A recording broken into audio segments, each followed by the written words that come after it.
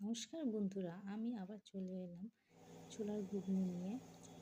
তো আমি ছোলাটাকে সেদ্ধ করে নিয়েছি। এবার আমি একে একে এগুলো কেটে নিয়েছি। পেঁয়াজ কুচি, টমেটো, রসুন, আদা, লঙ্কা তোমরা দেখে নিও।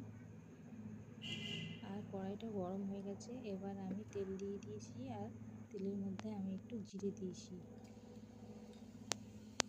তোমরা চাইলে শুকনো লঙ্কা, তেজপাতা দিতে পারো, কিন্তু আমার কাছে সেরকম ছিল না বলে আমি এগুলো দিয়েই করেছি।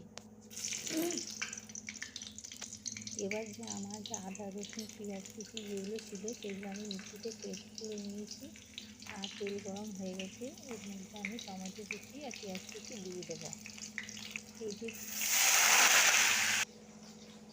এর মধ্যে নুন, জিরে গুঁড়ি, ধনে গুঁড়ি, হলুদ আর মশলা বেটে রেখেছি, ওটা দিয়ে নিচ্ছি। আমার পেঁয়াজটা ভালো মতো ভাজা হয়ে গেছে। এবার আমি একে একে এগুলো দিয়ে দেবো আর সামান্য একটু জল দেবো। তারপরে মশলাটা যতক্ষণ না তেল ছাড়িয়ে আসবে ততক্ষণ পর্যন্ত আমাদেরকে এটা ভালো করে নাড়তে হবে। এরপর আমি ছোলা সেদ্ধটাকে দিয়ে দেবো, ভালো করে একটু নাড়বো যাতে ছোলাটা মশলার সাথে লেগে যায়। এবার আমি একটু জল দিয়ে দিচ্ছি।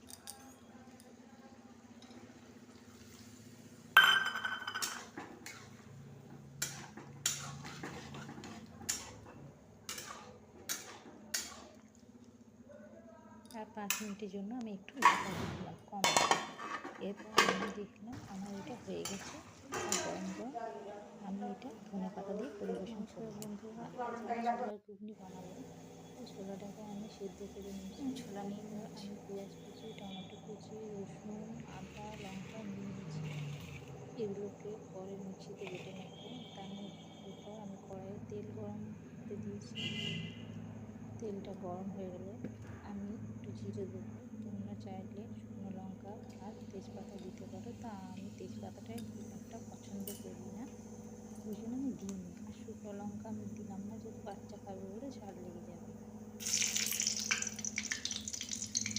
এরপর আমি দেবো পেঁয়াজ কুচি আর টমেটো কুচি।